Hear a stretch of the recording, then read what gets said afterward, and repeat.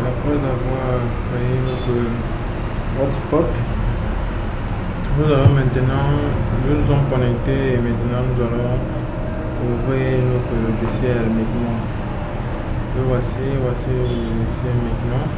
Je vais mettre le lien juste en dessous de la vidéo pour passer au téléchargement.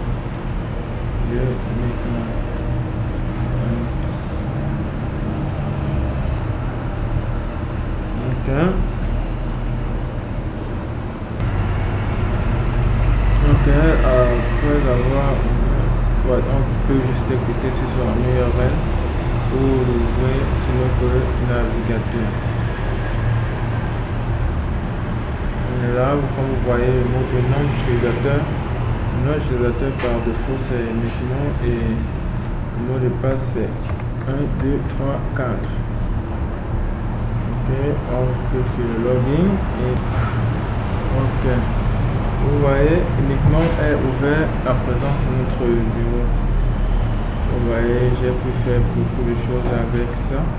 Donc maintenant nous allons ajouter notre routeur en cliquant sur Add. Une fois ceci fait, vous allez voir, vous allez remplir juste les informations qui sont demandées. La session, on peut faire la session test 1, ça dépend de vous. Là c'est le temps de rafraîchissement. IP microtique, on met l'adresse de nos routeurs, donc de nos hotspots. C'est généralement la passerelle dont on a choisi. Username, on met les identifiants d'accès au routeur microtique. Hotspot name, vous pouvez voir cette information dans cette rubrique server profile, le voici. Et en général, le name, c'est celui-ci, on fait juste le copier, on repart, coller. DNS name, c'est le nom de domaine qu'on a choisi pour notre hotspot. Donc on a choisi hotspot.net. Currency ici c'est la devise. Comme ici nous sommes au Cameroun, on peut choisir le franc CFA ou XAAF. Session time, c'est le temps mis dans la session ouverte du routeur. On peut désactiver tout simplement. Les deux informations, on peut laisser. On sauvegarde avant d'essayer de se connecter. Ok. À cette étape, nous sommes déjà dans le routeur microtique. Vous voyez un utilisateur en ligne. Un seul utilisateur créé. Ici, ça nous a généré pour l'instant 0 francs. Donc, nous venons dans la rubrique hotspot. Là, nous voyons que cette information-ci est déjà dans le routeur. Cette information est déjà dans le routeur. Voici ça. User profile, default, un seul. User, un utilisateur qui est admin. Le uniquement nous permet de générer des tickets de manière dynamique et plus professionnelle. Avec ça, nous pourrons mieux gérer les utilisateurs dans notre hotspot. Nous allons créer un nouveau profil. Le nom, on peut mettre par exemple 5000 francs. Adresse pool, on choisit celui du hotspot. Le nombre d'utilisateurs, on peut mettre 2 utilisateurs par ticket, ça dépend. Là, c'est au niveau de la limite, c'est la limite de bande passante. Mais on peut laisser ouvert full. Si jamais vous ne connaissez pas comment vous allez écrire ça, et que juste sur help, on vous montre l'écriture. Parent queue, c'est au cas où on a défini on a défini une référence de bande passante dans le routeur. SP mode, nous allons choisir remove and record. La validité du ticket, du profil, on peut faire 5000 pour 7 jours. On met 7 jours. Le prix, ici on marque 5000.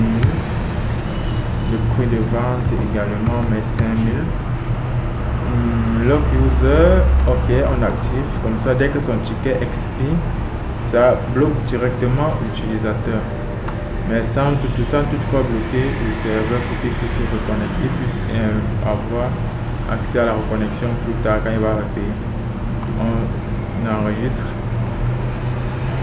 Vous voyez, ça a créé un nouveau profil, et même si on prend dans le routeur, on prend dans user profile et il est là. Bon, là nous allons générer quelques utilisateurs dans notre système. On clique sur Generate Quantity, on peut prendre 10 serveurs, on choisit le serveur hotspot, user, on choisit user name et password. On peut choisir user est égal à password, mais on va choisir username et password. Maintenant ici c'est la taille du caractère utilisé, puisque les gens n'ont pas souvent trop de temps. On peut choisir 4, comme on peut choisir 8 maximum. Le préfixe, c'est ce que vous pouvez faire, vous choisissez pour qu'on mette chaque fois au début de l'encodage du nom. Caractère, vous pouvez choisir alphabétique, minuscule ou majuscule. Le mélange majuscule minuscule, ça va dépendre de tout un chacun. Profil, on choisit le profil de 5000 qu'on a créé. On peut mettre un commentaire si on veut, mais ça ne nous intéresse pas. Limite le temps, on peut toujours mettre 7 jours du temps. Data limit, voilà. Au niveau des data limit, c'est la consommation maximale de la personne. Ici vous pouvez décider de faire, si le ticket de 5000 c'est pour 10 gigas, ici sur data limit vous marquez 10 gigas, vous marquez 10 gigas, et après c'est 10 gigas, voici ça, vous marquez environ, voici son écriture comme vous avez vu là.